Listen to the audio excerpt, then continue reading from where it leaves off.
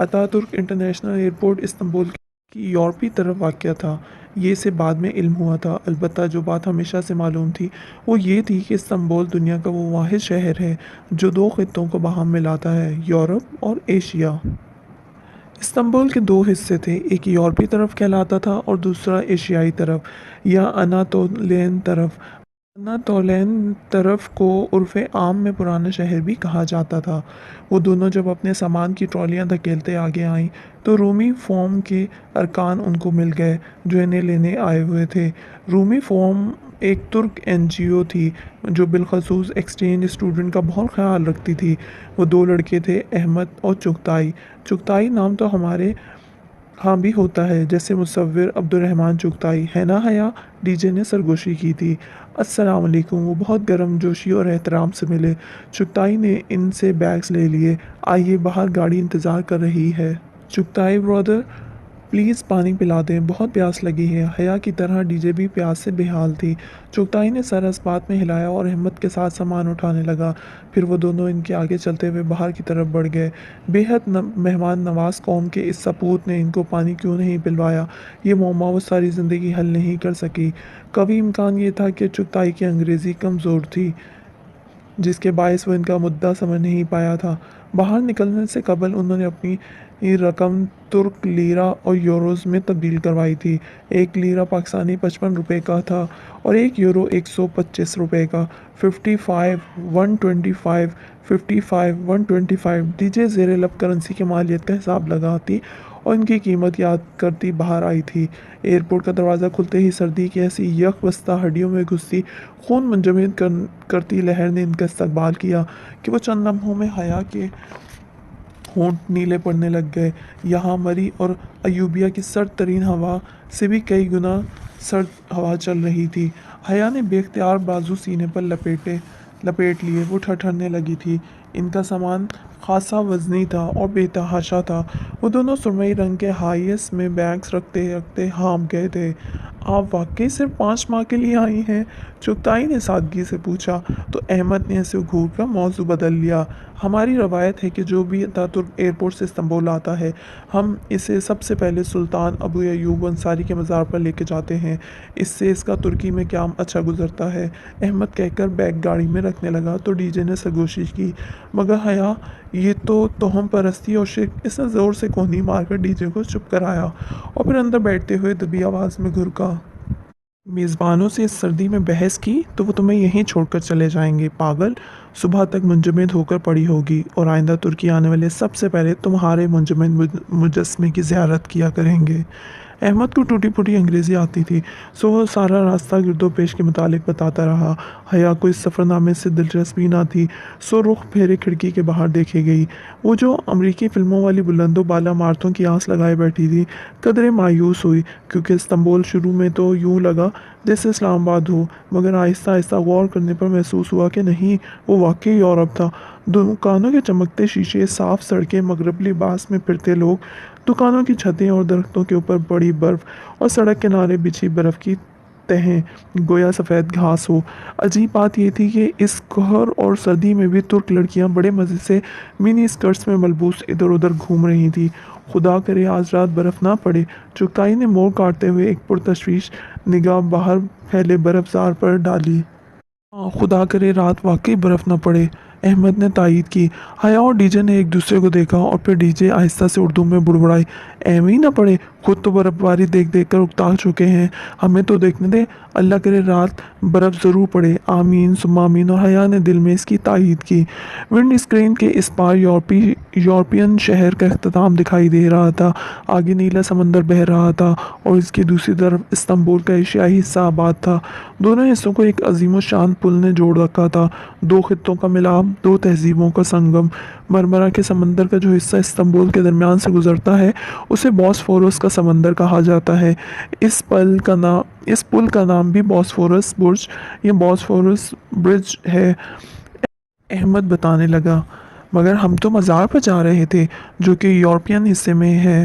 پھر پل عبور کرنے کا مقصد؟ قریب آتے پل کو دیکھ کر حیا نے حیرت سے پوچھا، کیونکہ پل کے اس طرف اناتولین شہر تھا۔ ہم نے پل عبور نہیں کرنا، اس کے قریب سے کسی کو اٹھانا ہے۔ ہم دونوں یہاں سے چلے جائیں گے، آگے مزار تک آپ کو اسی نے لے کر جانا ہے۔ چغتائی نے گاڑی ایک طرف روک دی۔ احمد اب لاک کھول کر باہر نکل رہا تھا۔ حیا نے اس خوبصورت اونچے پل کو دیکھا اور سوچا کہ کتنے برس وہ اسی پل پر سے گزرا ہوگا، کتنی ہی دفعہ اس نے بوسفورس کے نیلے پانیوں میں چاند کی پریوں کا رقص دیکھا ہوگا۔ جب وہ اس سے ملے گی تو کیا اس کی آنکھوں میں استنبول کی سفید گھاس سی برف جمی ہوگی یا مرمرہ کے پانیوں کا جوش ہوگا، اور کیا وہ کبھی اس سے مل پائے گی؟ اس خیال پر اس کے دل جیسے مرمرہ کے سمندر میں ڈوب کر کسی لٹی پٹی کشتی کی طرح ہولے سے ابھرا تھا۔ کھڑکی کے اس پار سے وہ ایک دراز قد لڑکی کار کی طرف چلی آ رہی تھی، چہرے کے گرد اسکارف لپیٹے، بلو جینز کے اوپر گھٹنوں تک آتا سفید کوٹ پہنے، وہ کوٹ کی جیبوں میں ہاتھ ڈالے سر جھکائے چلی آ رہی تھی۔ اس کی رنگت استنبول کے سورج کی طرح سنہری اور آنکھیں بوجھل بادلوں کی مانند سرمئی تھیں۔ وہ لڑکی ان دونوں ترک لڑکوں کے پاس پہنچی اور مسکراتے ہوئے چغتائی کے ہاتھ سے چابی لی۔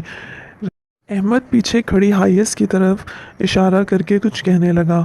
وہ لڑکی اپنی نرم مسکراہٹ کے ساتھ سر ہلاتی سنتی گئی۔ پھر وہ دونوں چلے گئے اور وہ لڑکی کار کی طرف آئی، دروازہ کھولا اور ڈرائیونگ سیٹ پر بیٹھ کر گردن پیچھے گھمائی۔ السلام علیکم اور ترکی میں خوش آمدید۔ اس کی انگریزی شائستہ اور انداز بے حد نرم تھا۔ حیا نے محسوس کیا کہ ترک السلام علیکم کے بجائے السلام علیکم کہتے تھے۔ وعلیکم السلام۔ حیا نے اس کا بڑھایا ہاتھ تھاما تو اسے لگا اس نے اتنا نرم ہاتھ کبھی نہیں چھوا۔ وہ ہاتھ نہیں گویا مکھن کا ٹکڑا تھا۔ میرا نام ہالے نور ہے، میرا تعلق رومی فورم سے ہے، میں سبانچی سے میٹیریل سائنس اینڈ انجینئرنگ میں MS کر رہی ہوں۔ ایئرپورٹ پر آپ کو لینے بھی مجھے ہی آنا تھا، مگر میں کہیں پھنس گئی تھی اس لیے نہیں آ سکی، بہت معذرت۔ اس نے کار واپس موڑ دی تھی۔ حیا سلیمان، ختیجہ رانا۔ ان کے تعارف کو حالے نور نے اپنی مخصوص مسکراہٹ کے ساتھ سنا اور اسپات میں سر ہلایا۔ وہ واقعی نور کا حالہ تھی، دھلی ہوئی چاندنی۔ اب ہم انصاری محلہ جا رہے ہیں، وہ اسٹیئرنگ وہیل گھماتے ہوئے کہہ رہی تھی۔ محلہ؟ اردو والا محلہ؟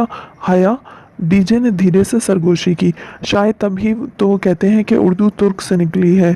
تم نے میٹرک میں اردو زبان کے مضمون میں اس فقرے کا رٹا نہیں لگایا تھا کہ لفظ اردو ترک زبان سے نکلا ہے جس کے معنی لشکر کے ہیں؟ ڈی جے نے چہک کر فقرہ مکمل کیا۔ ایوب سلطان جامعہ کے بیرونی بازار کا نام ہے انصاری محلہ۔ بے حد رش، بہت سے لوگ اور ہر سو اڑتے چگتے کبوتر۔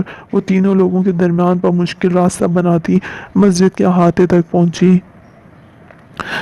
نماز سے فارغ ہو کر حیا نے دیکھا وہاں جامعہ کا نام ایوب سلطان میں لکھا تھا۔ اس نے سوچا کہ جامع میں جے کی جگہ سی لکھا ہے جو کہ غلط رہا تھا۔ ہماری زبان میں سی کو عربی کے جیم کی الفاظ سے پڑھا جاتا ہے۔ انصاری محلے کے رش سے گزرتے ہوئے اس کی حیرت پر حالے نے بتایا۔ وہ مسکراتی ہوئی بڑے اعتماد سے اپنے سفید کوٹ کی جیبوں میں ہاتھ ڈالے چل رہی تھی۔ اس کی بات پر حیا بے حد چونکی۔ حیران کیوں ہو؟ حالے نے رک کر شاپر سے اپنے جوتے نکالتے ہوئے اسے دیکھا۔ وہاں مسجد میں داخلے کے وقت جوتے باہر رکھنے کے بجائے شاپر میں رکھنے اور ساتھ شاپر ہمہ وقت اٹھائے رکھنے کا رواج تھا۔ یعنی اگر کسی کا نام جہان ہو تو وہ ترک میں ہجوں میں سے کیسے لکھے گا؟ بلا ارادہ اس کے لبوں سے نکلا۔ پھر فوراً گڑبڑا کر ڈی جے کو دیکھا۔ وہ ذرا فاصلے پر کبوتروں کی تصاویر کھینچ رہی تھی۔ اس نے نہیں سنا تھا۔ حالے شاپر ڈسٹ بن میں پھینک کر سیدھی ہوئی اور مسکرا کر ہجے کر کے بتایا، CIHAN۔ اوہ! اس نے خفیف سا سر جھٹکا۔ تبھی وہ اسے فیس بک پر نہیں ملا تھا۔ وہ اس کو جہان لکھ کر ڈھونڈتی رہی تھی، مگر وہ تو اب اس کا نام CHIAN لکھتا ہوگا۔ گلی صاف ستھری اور کشادہ تھی۔ دونوں طرف میں دکانوں کے دروازے کھلے تھے، آگے کرسیاں میزیں بچھی تھیں، ارد گرد بہت سے اسٹال لگے تھے۔ سڑک کے کناروں پر کھلے عام کتے ٹہل رہے تھے مگر وہ بھونکتے نہیں تھے۔ حیا کو بھوک لگ رہی تھی اور وہ اب اس سفر نامے سے بور ہونے لگی تھی۔ بمشکل وہ تینوں اس رش بڑے محلے سے نکلیں۔ ایکسچینج اسٹوڈنٹس کو ان کا پہلا کھانا ایک ترک میزبان خاندان دیا کرتا تھا اور ابھی ہم اسی میزبان خاندان کے گھر جا رہے ہیں۔ جب وہ کار میں بوسفورس کے پل پر سے گزر رہی تھی تو حالے نے بتایا، کھانے کا سن کر اس پر چھائی بیزاریت ذرا کم ہوئی۔ میزبان خاندان کا گھر استنبول کے ایک پوش علاقے میں واقع تھا۔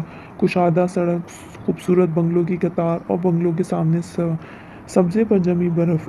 ان کے اسکالرشپ کے کوآرڈینیٹر نے چند باتیں انہیں ذہن نشین کروا دی تھیں کہ ترکی میں جوتے گھر سے باہر اتارتے ہیں، گھاس پر نہیں چلنا اور ملاقات کے وقت ترک خاندان کے بڑے کا ہاتھ چومنا ہے۔ اس کی ضرورت نہیں تھی، اس تکلف کو رہنے دو۔ ان دونوں نے گھر کے داخلی دروازے کے باہر بچھے میٹ پر جوتے اتارے تو اندر سے آتی وہ مشفق اور معمر خاتون پیار بھری خفگی سے بولی تھیں، پہلے دن کوئی اصول نہیں ہوتے۔ السلام علیکم اور ترکی میں خوش آمدید۔ آپ کے اصولوں کی پاسداری میں ہمارے لیے فخر ہے۔ حیا نے مسکراتے ہوئے ان کا ہاتھ تھاما اور سر جھکا کر ان کے ہاتھ کی پشت کو لبوں سے لگایا۔ معمر خاتون مسز عبداللہ کا چہرہ خوشی سے دمک اٹھا۔ اندر آ جاؤ، وہ راستہ دینے کے لیے ایک طرف ہٹی۔ ان کی سرخ بالوں والی بیٹی آگے بڑھی اور کارپیٹ شوز حیا اور ڈی جے کے قدموں میں رکھے۔ وہ ریشمی کپڑے سے بنے کوٹ شوز کی شکل کے جوتے تھے۔ دونوں نے جھک کر وہ جوتے پہنے اور اندر داخل ہوئیں۔ گھر کا فرش لکڑی کا بنا تھا۔ لانگ روم کے فرش پر بہت خوبصورت قالین بچھے تھے۔ وہ باتھ روم ہاتھ دھونے آئی تھی تو دیکھا وہاں الگ سے ٹوٹی وغیرہ نہیں تھی، بلکہ ایک طرف قطار میں نل لگے تھے۔ البتہ باتھ روم کے فرش پر بھی رگز، پائیدان اور کاؤچ بچھے تھے۔ حیرت انگیز! وہ واپس آئی تو ڈائننگ ہال میں کھانا لگایا جا رہا تھا۔ ڈی جے جھک کر پیار سے مسز عبداللہ کی 6 سالہ نواسی عروہ سے کچھ کہہ رہی تھی۔ وہ 3 خواتین پر مشتمل چھوٹا سا کنبہ تھا اور چونکہ وہ دونوں لڑکیاں تھیں سو حالے نے ایسے ترک خاندان کا چناؤ کیا تھا جس میں کوئی مرد نہ ہو۔ اسی پل مسز عبداللہ سوپ کا بڑا سا پیالہ اٹھائے آئیں۔ حالے ان کی مستعدی سے مدد کروا رہی تھی۔ تم کیا کہہ رہی تھیں؟ تمہارا یہاں کوئی رشتہ دار بھی ہے؟ انہوں نے سوپ کا ڈونگا میز پر رکھا۔ حیا نے ایک نظر اس ملغوبے کو دیکھا۔ جی، میری پھپھو ہیں ادھر۔ وہ سوپ کو دزیدہ نگاہوں سے دیکھتے ہوئے بولی۔ کدھر رہتی ہیں؟ ادھر۔ اس نے پرس سے وہ مرہ توڑا کاغذ نکال کر حالے کو تھمایا۔ حالے نے ایک نظر اس کاغذ کو دیکھا، پھر اس بات میں سر ہلا دیا۔ کل میں ملوا دوں گی تمہیں ان سے، کھانا شروع کرو۔ اس نے کاغذ واپس حیا کی جانب بڑھا دیا۔ ڈی جے، ہم واقعی ترکی میں بھوکے مریں گے؟ اس ملغوبے کی شکل تو دیکھو، مجھے تو پھر سے متلی ہو رہی ہے۔ حیا جبراً مسکراتے ہوئے ہولے ہولے سے اردو میں بولی۔ مسز عبداللہ نے ناسمجھی سے اسے دیکھا۔ یہ کہہ رہی ہیں کہ ان خواتین کا خلوص اسے شرمندہ کر رہا ہے؟ ڈی جے نے جلدی سے ترجمانی کرتے ہوئے میز کے نیچے سے اس کا پیر زور سے کچلا۔ اوہ شکریہ۔ مسز عبداللہ مسکرا کر کھانا پیش کرنے لگیں۔ سوپ دراصل سرخ مسور کی دال کا شوربہ تھا اور اردو جیسی ترک میں سے چوربا کہتے تھے۔ وہ ذائقے میں شکل سے بڑھ کر بدمزہ تھا۔ چند لمحوں بعد ہی دونوں پاکستانی ایکسچینج اسٹوڈنٹ کی برداشت جواب دینے لگی۔ حیا، مجھے الٹی آنے والی ہے اور میں مرنے کے قریب ہوں۔ وہ بدقت مسکراہٹ چہروں پر سجائے چمچہ بھر رہی تھیں۔ ترک خواتین بہت مرغوبیت سے سوپ پی رہی تھیں۔ چوربا ختم ہوا تو کھانا آ گیا۔ وہ اس سے بھی بڑھ کر بدمزہ ایک چاولوں کا پلاؤ تھا۔ پاکستان میں پلاؤ کو پے کے اوپر پیش کے ساتھ پڑھا جاتا ہے، مگر یہاں اسے پے کے تلے زیر کے ساتھ بولا جاتا ہے، یعنی پلاؤ۔ پلاؤ شکل میں ابلے ہوئے چاولوں سے مختلف نہ تھا۔ ساتھ چنے کا سالن اور مرغی کی گریوی تھی جو کہ منچورین کی طرح دکھتی تھی۔ وہ 1.5 دن کی بھوکی تھی اور اوپر سے یہ بدمزہ کھانا مزید حالت خراب کر رہے تھے۔ وہی ترک خواتین ہی کھا رہی تھیں۔ پلاؤ کا پیالہ بھی ختم ہو چکا تھا اور ہم پاکستانی میزبانوں کے برعکس وہ اسے دوبارہ بھرنے کے لیے دوڑی نہیں تھیں۔ وجہ ان کے خلوص کی کمی نہ تھی، بلکہ شاید یہی ان کا طریقہ تھا کہ پیالہ ایک ہی دفعہ بھر کر رکھا جاتا تھا۔ ختیجہ، تمہاری دوست مجھے کچھ پریشان لگ رہی ہے، خیریت؟ مسز عبداللہ نے پوچھ ہی لیا۔ ڈی جے نے گڑبڑا کر اسے دیکھا۔ سب کھانے سے ہاتھ روک کر اسے دیکھنے لگے تھے۔ حیا نے میز تلے آہستہ سے اپنا پاؤں ڈی جے کے پاؤں پر رکھا۔ فیملی فرنٹ کی ہما، کوئی معقول وجہ بتاؤ ان کو۔ نہیں، وہ دراصل حیا بہت ڈرپوک ہے۔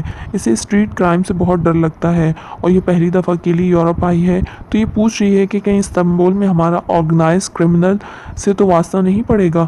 حیا خفت سے سر جھکائے لب کاٹتی رہی۔ وہ خالی ہاتھ ان کے گھر آئی تھی اور انہوں نے میز بھر دی تھی، پھر بھی اس کے نخرے ختم ہونے میں نہیں آ رہے تھے۔ اسے بے حد پچھتاوا ہوا۔ وہ بات سنبھالنے پر ڈی جے کی بے حد ممنون تھی۔ قطعاً نہیں، استنبول بہت محفوظ شہر ہے، سرخ بالوں والی لڑکی رسان سے بولی۔ यहाँ کی پولیس ایسے لوگوں کو کھلے عام نہیں پھرنے دیتی۔ بالکل، استنبول میں قانون کی بہت پاسداری کی جاتی ہے، حالے نے تائید کی۔ مسز عبداللہ خاموشی سے سنتی رہیں۔ ان کے چہرے پہ کچھ ایسا تھا کہ حیا انہیں دیکھے گئی۔ جب حالے نور استنبول کی شان میں ایک لمبا سا قصیدہ پڑھ کر فارغ ہوئیں تو مسز عبداللہ نے گہری سانس لی۔ خدا کرے تمہارا واسطہ کبھی عبدالرحمن پاشا سے نہ پڑے۔ حیا نے دھیرے سے کانٹا واپس پلیٹ میں رکھا۔ ایک دم پورے ہال میں اتنا سناٹا چھا گیا تھا کہ کانٹے کے کانچ سے ٹکرانے کی آواز سب نے سنی۔ کون پاشا؟ ڈی جے نے الجھ کر مسز عبداللہ کو دیکھا۔ وہ ممبئی کا ایک اسمگلر ہے، یورپ سے ایشیا اسلحہ اسمگل کرتا ہے۔ استنبول میں اگر چڑیا کا بچہ بھی لاپتہ ہو جائے تو اس میں پاشا کا ہاتھ ہوتا ہے۔ بوسفورس کے سمندر میں ایک جزیرہ ہے بیوک ادا، اس جزیرے پر اس مافیا کا راج ہے۔ اور میری موم کو خواب بہت آتے ہیں۔ ان کی بیٹی نے خفگی سے ان کو دیکھا۔ یہ لڑکیاں سمجھتی ہیں میری عقل میرا ساتھ چھوڑنے لگی ہے۔ بالکل ٹھیک سمجھتی ہیں، اور ایکسچینج اسٹوڈنٹس کان کھول کر سن لو۔ حالے نے قدر تلملا کر مداخلت کی۔ استنبول میں ایسا کوئی کرائم سین نہیں ہے، یہ سب گھریلو عورتوں کے افسانے ہیں، یہاں کوئی بھارتی اسمگلر نہیں ہے۔ وہ دونوں ترک لڑکیاں اپنے تئیں بات ختم کر کے اب سویٹ ڈش کی طرف متوجہ ہو چکی تھی۔ خدیجہ بھی ان کی باتوں میں مطمئن ہو کر شکر پارے کھانے لگی تھی، مگر حیا کے حلق میں وہ میٹھے سے شکر پارے کہیں اٹک سے گئے تھے۔ ابو ظبی انٹرنیشنل ایئرپورٹ پر اس نے اس حبشی کے منہ سے پاشا کا نام سنا تھا۔ وہ نہایت مزمحل سا اپنی بیوی سے عربی میں بات کر رہا تھا، اپنے بیٹے کے علاج کا ذکر، مگر ہو سکتا ہے کہ وہ کسی اور پاشا کے کام کا ذکر کر رہا ہو، اور واقعی تو گھریلو خواتین کے افسانوں کے مرکز پاشا کوئی وجود ہی نہ ہو۔ الوداعی لمحات میں جب باقی سب آگے نکل چکے تو مسز عبداللہ نے دھیرے سے حیا کے قریب سرگوشی کی۔ یہ لڑکیاں استنبول کی برائی نہیں سن سکتیں۔ تمہیں اس لیے بتایا ہے کہ تم کرائم سے ڈرتی ہو اور خوبصورت بھی ہو۔ خوبصورت لڑکیوں پر عموماً ایسے لوگ نظر رکھتے ہیں۔ حیا نے چونک کر انہیں دیکھا۔ ان کی جھریوں زدہ چہرے پر سچائی بکھری تھی۔ وہ واقعی اپنا وجود رکھتا ہے۔ وہ بالکل سن سی ہوئی انہیں دیکھے گئی۔ کیا افواہوں کا خوف مجسم صورت میں ان کے سامنے آ گیا تھا، یا ان کی عقل واقعی ان کا ساتھ چھوڑ رہی تھی؟ شام کے سائے گہرے پڑ رہے تھے جب وہ سبانچی یونیورسٹی پہنچی۔ سبانچی عمرہ کی جامعہ تھی۔ وہاں 4 ماہ کے ایک سیمسٹر کی فیس بھی $10,000 سے کم نہ تھی۔ شہر سے دور مسافات میں واقع وہ قدرے گولائی میں تعمیر کردہ عمارت بہت پرسکون دکھتی تھی، چونکہ وہ جگہ استنبول شہر سے قریباً 45 منٹ کے فاصلے پہ تھی، اس لیے سبانچی میں ڈے اسکالرز نہیں ہوتے تھے۔ اس کے تمام طلباء و طالبات بشمول حالے نور جیسے لوگوں کے جن کے گھر استنبول میں ہی تھے، ہاسٹل میں رہائش پذیر تھے۔ یونیورسٹی کی عمارت سے دور برف سے ڈھکے میدانوں میں ایک جگہ تھوڑے تھوڑے فاصلے پر اونچی عمارتیں کھڑی تھیں، ان کے رہائشی ڈورم بلاکس تھے۔ انگریزی حرف ایل کی صورت کھڑی 3 منزلہ عمارتیں، جن کے کمروں کے آگے بالکنیاں بنی تھیں۔ 6 کمرے ایل کی ایک لکیر پہ تھے اور 6 دوسری لکیر پہ تھے۔ تمہارا کمرہ دوسری منزل پہ ہے، حالے نے اس کا سامان گاڑی سے نکالتے ہوئے بتایا۔ حیا اور ڈی جے دوسرا بیگ گھسیٹ کر لا رہی تھی۔ ایل کی شیپ کا ڈورم بلاک، جس کو حالے B1 کہہ رہی تھی، کے باہر گولائی میں چکر کھاتی سیڑھیاں کھلے آسمان تلے بنی تھیں جو اوپر تک لے جاتی تھیں۔ لوہے کی ان سیڑھیوں کے ہر 2 زینوں کے درمیان خلا تھا، اور زینوں پہ برف کی موٹی تہہ تھی۔ ذرا سا پاؤں پھسلے اور آپ کی ٹانگ اس گیپ میں سے نیچے پھسل جائے۔ وہ تینوں گرتی پڑتی بمشکل حیا کا سامان اوپر لائیں۔ کمرہ تو اچھا ہے، ہم یہاں رہیں گے۔ حیا نے حالے کی تھمائی چابی سے اپنی ڈارمیٹری کا دروازہ کھولا تو بے اختیار لوگوں سے نکلا، ہم نہیں، صرف تم، کیونکہ ختیجہ کا بلاک B2 ہے، وہ جو سامنے ہے۔ اس نے انگلی سے دور برفیلے میدان میں بنی عمارت کی جانب اشارہ کیا۔ کیا مطلب، میں ادھر اکیلی؟ وہ دنگ رہ گئی۔ بعد میں تم بدلوا سکتی ہو ڈورم آفیسر سے کہہ کر، ابھی تم آرام کرو۔ ہر کمرے میں 4 اسٹوڈنٹس ہوتے ہیں، ہر اسٹوڈنٹ کی ٹیلی فون ایکسٹینشن اس کی میز پہ ہوتی ہے۔ آج کل چھٹیاں ہیں، اکثر طالب علم اپنے گھر گئے ہوئے ہیں، تمہارا کمرہ خالی ہے، مگر تم جا کر اپنے بیڈ پر ہی سونا۔ ترک لڑکیوں کے بستر پر کوئی سو جائے تو وہ بہت برا مانتی ہیں۔ کوئی مسئلہ ہو تو میرا ڈورم بلاک B4 میں ہے، اوکے؟ مسکرا کر وہ بولی تو حیا نے سر ہلا دیا۔ ڈی جے نے بیچارگی سے اسے دیکھا اور حالے کے ہمراہ سیڑھیاں اترنے لگی۔ حالے، سنو، اس عمارت کے پیچھے کیا ہے؟ کسی خیال کے تحت اس نے پکارا۔ حالے مسکرا کر پلٹی اور بولی، جنگل۔ फिर वो दोनों जीनें उतर गईं। हया एक झुरझुरी लेकर पलटी और अंदर कमरे में कदम रखा। कमरा खूबसूरती से आरास्ता था। हर दीवार के साथ एक एक डबल स्टोरी बंक बना रखा था। अमूमन ऐसे बंक्स में नीचे एक बेड और ऊपर भी एक बेड होता है, मगर इसमें नीचे बड़ी सी राइटिंग टेबल बनी थी। इसके साथ ही लकड़ी की सीढ़ी ऊपर जाती थी, जहाँ एक आरामदेह बेड था। मेरा मेज़ पर एक टेलीफोन रखा था। वो चारों बंक्स को दिखती अपना नाम की मेज़ की कुर्सी खींचकर निढाल सी बैठ गई। वो एक थका देने वाला दिन साबित हुआ था, मगर अभी वो थकन के बजाय अजीब सी उदासी में घिरी थी। गैर मुल्क, गैर खित्ता, गैर जगह और तन्हा कमरा जिसके पीछे जंगल था। इसे जाने क्यों बेचैनी होने लगी। वो फ्रेश होने के लिए उठी और दरवाजे की तरफ बढ़ी ताकि बाहर कहीं बाथरूम ढूंढे। अभी इसने दरवाज़ा खोला ही था कि दो कमरे छोड़कर एक कमरे का दरवाज़ा खुला और इसमें से एक लड़का बैग उठाए निकला। इसने जल्दी से दरवाज़ा बंद किया और फिर मुकफ़ल कर दिया। गर्ल्स हॉस्टल में लड़का? अब अगर पाकिस्तान में होती तो यकीनन यही सोचती, मगर ये बात तो सुबांची के प्रॉस्पेक्टस में पढ़ चुकी थी कि वो मखलूत हॉस्टल था। अलबत्ता एक कमरे के अंदर सिर्फ एक सनफ वाले अफराद ही रह सकते थे। वो बददिल सी होकर वापस कुर्सी पर आ बैठी। सामने वाली दीवार पर एक सफ़ेद और स्याह तस्वीर आवेज़ा थी। पेंसिल से बनाया गया वो खाका एक कुल्हाड़े का था, जिसके फल से खून की बूंदें गिर रही थीं। खाका बेरंग था, मगर खून के कतरों को बेहद शौक सुर्ख रंग से बनाया गया था। इसने झुरझुरी लेकर दूसरी दीवार को देखा।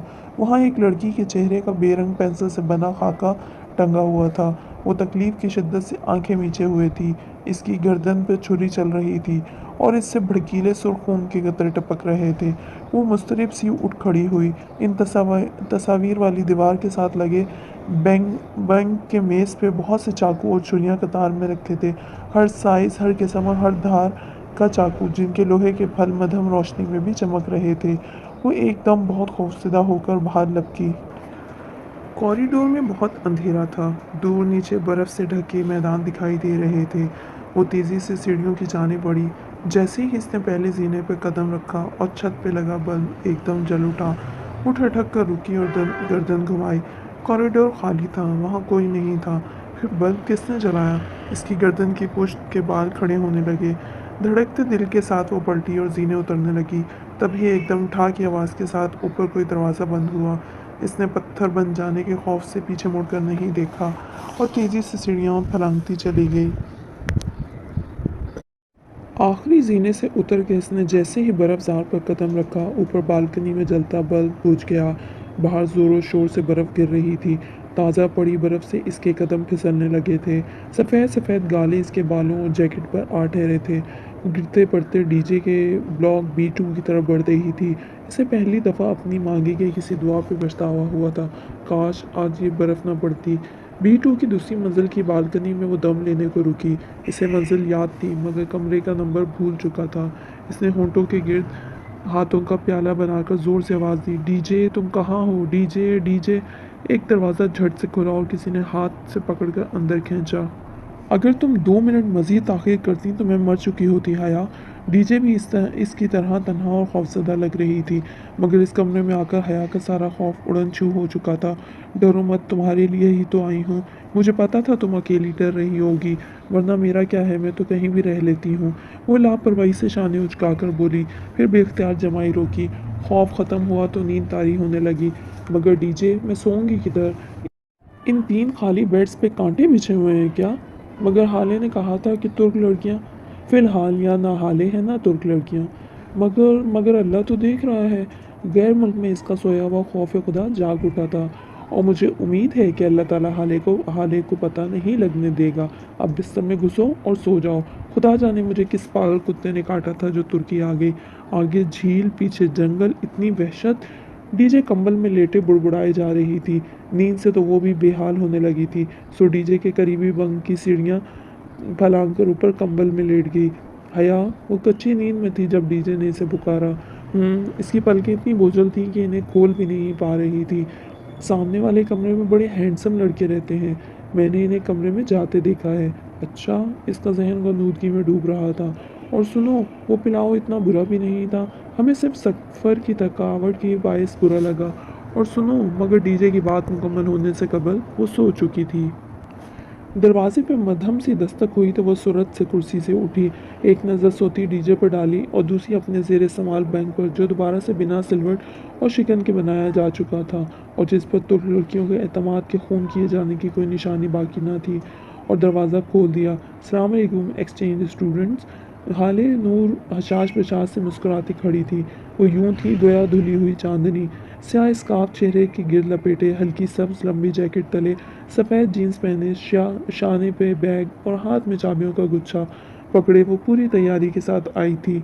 वालेकुम अस्सलाम, आओ हाले। मैं तुम्हारे डोरम में गई थी मगर तुम इधर नहीं थी। मैंने अंदाज़ा किया कि तुम यहीं होगी। हाले ने अपना बैग मेज़ पर रखा और कुर्सी खींचकर नफासत से बैठी। हाँ, मैं अली सुबह ही इधर आ गई थी। डीजे की याद आ रही थी। खतीजा सो रही है। हाले ने गर्दन ऊंची करके ऊपर देखा, जहाँ डीजे दो मोटे कंबल गठरी की सूरत खुद पर डाले सो रही थी। हाँ, और शायद देर तक सोती रहे। ओह, मैंने सोचा था तुम्हारे फ़ोन रजिस्टर करवाने चलें आज। तुर्की में गैर मुल्की फ़ोन पर सिम कार्ड एक हफ्ते के बाद ब्लॉक हो जाता है। हाँ बिल्कुल, तुम लोग जाओ और मेरा फ़ोन भी ले जाओ। मैं अभी 2 घंटे मज़ीद सोऊंगी। कमलों के अंदर से आवाज़ आई तो हाले मुस्कुरा दी। मुस्कुराते हुए इसकी चमकती सुरमई आंखें छोटी हो जाती थी। चलो हया, हम दोनों चलते हैं। वो दोनों साथ साथ खड़ी हो गई थी। हया सुबह अपने कमरे में जाकर फ्रेश हो आई थी। अभी वो स्याह चूड़ीदार पजामा और टखनों तक आती स्याह लंबी कमीज में मलबूस थी। शिफॉन का दुपट्टा गले के गिर्द मफलर की तरह लपेटे और ऊपर लंबा सा स्याह स्वेटर पहने हुए थी, जिसके बटन सामने से खुले थे। कुछ दिन मेरे खुशकिस्मत दिन होते हैं जब मेरे पास कार होती है, और कुछ दिन बदकिस्मत दिन जब मेरे पास कार नहीं होती, और आज मेरा खुशकिस्मत दिन है, हाले ने उठते हुए बताया। अभी हम करीबी दुकानों में जाएंगे। अगर वहाँ से फ़ोन रजिस्टर ना हुए तो जवाहर चलेंगे। इसके बाद वहाँ से जहांगीर। जवाहर? हया ने अबरू उठाई। जहांगीर को इसने किसी तुर्क का नाम समझकर नज़रअंदाज कर दिया। जवाहर शॉपिंग मॉल है, यूरोप का सबसे बड़ा और दुनिया का छठा बड़ा शॉपिंग मॉल। ओह अच्छा, जैसे पार्क टावर्स। ऊपर कमलों से आवाज़ आई। Park tower? हाले ने गर्दन उठाकर कम खदीजा के कमलों को देखा। हमारा पार्क टावर्स एशिया का सबसे बड़ा शॉपिंग मॉल शुमार होता है, वो गनुदा आवाज़ में बोली। नाइस। हाले 27 से मुस्कुराकर बाहर निकल गई। हया ने इसके जाने की तसल्ली कर ली, फिर लपक कर पीछे आई और सीढ़ी पर चढ़कर डीजे का कंबल खींचा। ये पार्क टावर एशिया का सबसे बड़ा मॉल कब से हो गया? इसने इसने कौन सा जाकर चेक करना है? थोड़ा शो मार लेने में क्या हर्ज है? डीजे गड़ाप से फिर से कंबल में घुस गई।